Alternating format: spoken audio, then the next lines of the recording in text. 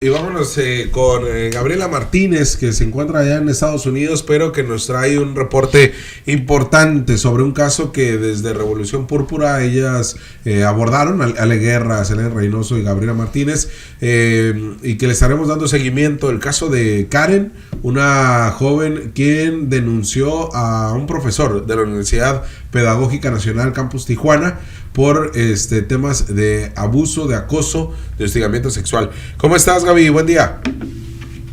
Hola, ¿cómo estás, Jorge? Eduardo, ya saben, mis reporteros favoritos de Mexicali. Aquí estamos con ustedes para compartir esta historia que yo creo que muy valiente Karen hizo pública a través de redes sociales. Ya había pedido como apoyo, no solamente a Revolución, me refiero como a su círculo cercano, pero yo creo que ahora esto se requiere como una intervención mayor después de que interpone la denuncia, ¿no? Ya, o bueno, que intenta, porque ni siquiera es que la hayan aceptado la denuncia, intenta presentar su denuncia de manera oficial y bueno, ella hace toda una descripción del calvario que es para una mujer tratar de tener acceso a la justicia. 5 horas en el Ministerio Público entre desmotivaciones y comentarios para hacerle ver lo difícil que iba a ser el camino de interponer esta denuncia por agresión sexual en contra de un maestro que ella tuvo en la universidad hace algún par de años, donde también cuestionaban el por qué, ¿no? La pregunta de siempre, ¿por qué te tardaste tanto en denunciar? Y como ella en un texto bien entrañable lo dice de esta manera, ¿no? Y me permito leer nada más unas 2 líneas sobre cómo ella cuestiona el peso de la ley encima de las mujeres que ya de por sí fueron víctimas de alguna agresión, pero ahora también son víctimas del sistema que prácticamente les está poniendo obstáculos siquiera para poder denunciar al agresor. Esto que tanto nos exigen a las mujeres, es que ¿por qué no denunciaste? Es que nada más es difamación si no lo pones en el Ministerio Público. Pues bueno, ella va y sigue el camino institucional que tanto se les exige a las mujeres y nuevamente es víctima, pero ahora del sistema que tiene la obligación de protegerla. Gabriela Martínez, saludo como siempre, un gusto tener en contacto contigo. Al final esto no es un tema para nada aislado, ¿no? Y lamentablemente muchas veces se identifica como tal, de poco a poco se empiezan a denunciar.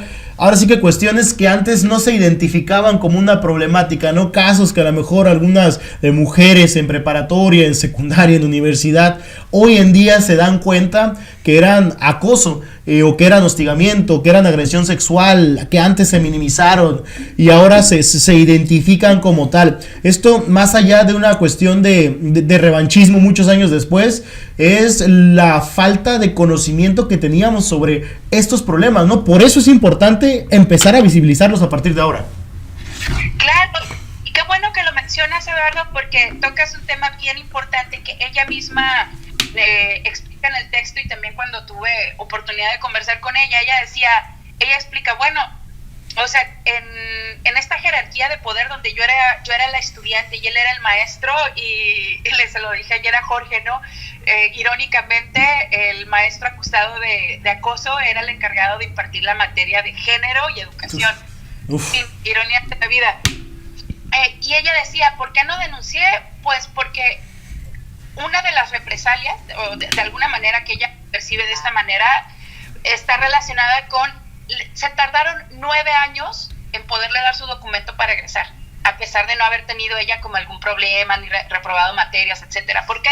Porque cuando ella va y hace esta denuncia dentro de la propia institución educativa, no recibe ningún tipo de respuesta ni de apoyo. Uh-huh. Entonces, ¿cómo vas y haces esta denuncia si las personas que deberían en teoría de protegerte o son la autoridad como para pues poner orden, pues, te dejan en la indefensión diciéndote pues no puedo hacer nada? Luego recibes estas represalias donde te empiezan a hacer la vida académica difícil. ¿Qué repercusiones tiene, como ella misma lo cuestiona, que no le permitan tener su documento oficial como egresada de la Universidad Pedagógica? ¿Cómo repercute eso en su vida profesional, en los ingresos que ella puede generar? Claro que eso tiene que ver muchísimo. Entonces, si pregunta ¿por qué no denunció? Pues claro, porque el poder, digamos, la jerarquía de poder no estaba de su lado, porque la red de apoyo de las autoridades tampoco estuvieron de su lado, y esto que mencionaste, Eduardo, y ella también lo dice, porque era una estudiante que no conocía completamente sus derechos. Ahora, después de un par de años preparada, con una asesoría legal, con un conocimiento de causa y más que nada como recuperar esta dignidad, ¿no? De por qué me van a hacer daño si tengo derecho a la defensa. O sea, el agresor es él, no yo, como para que tratado así. Entonces, pues es ahora cuando puede hacerlo y tiene las herramientas para resistir los embates no solo del agresor, sino también del sistema judicial y de impartición de justicia, pues que ahora está pidiendo el apoyo para que podamos acuerpar su proceso, ¿no? De legal para tener acceso a justicia. Muchas gracias, Gaby, por el análisis, el reporte, y pues bueno, estaremos ahí pendientes de qué es lo que sucede con este caso, al igual de poder entrevistarnos con Karen por la manera en que va abordando este tema y que sin duda debe generar un impacto no solamente en la Universidad Pedagógica de Tijuana, sino también pues en las demás universidades y en el sistema educativo. Exactamente, se está tratando de proponer, bueno, más bien se está exigiendo que se haga que puedan homologar criterios para crear un protocolo de actuación. UABC ya lo tiene, ojalá otras universidades también a esto. Muchas gracias por el espacio, muchachos. Sale, Gaby. Ahí tienen Gabriela Martínez, corresponsal de la Universal, y también forma parte de este proyecto Revolución Púrpura. Y pues sí, ya vimos la violencia ahora institucional, ¿no? Bueno, la que se vio por parte de la UPN en Tijuana, en aquel 2012, y que ahora ha tenido una consecuencia pues de ni siquiera poderle entregar su título, imagínate. O sea, una especie de hasta de extorsión. Sí, eso es realmente una especie de extorsión para hacer que se retracte, ¿no? Hacer la vida complicada para que se retracte y que las cosas sigan exactamente igual. Yo puedo entender que en 2012 muchas personas no identificaban conductas de acoso, ¿no? Yo creo que, no es por justificarlas, pero a lo mejor en 2011, 2010, 2008, muchas conductas que a lo mejor en ese momento se tenían normalizadas como sociedad, hoy ya nos dimos cuenta que no lo son. Pero esto no es justificación para que continúen todavía arrastrando este tipo de temas, ¿no? Aquí es donde radica el problema. Entiendo, hace 10 años no teníamos o no había realmente esta focalización hacia una problemática que ha existido toda la vida, ¿eh? Sí. O sea, es una problemática que tenemos siempre, pero que desde hace 5 años, te gusta, aquí en México hemos empezado a identificarla como tal la sociedad, porque los colectivos ya lo sabían. Sí.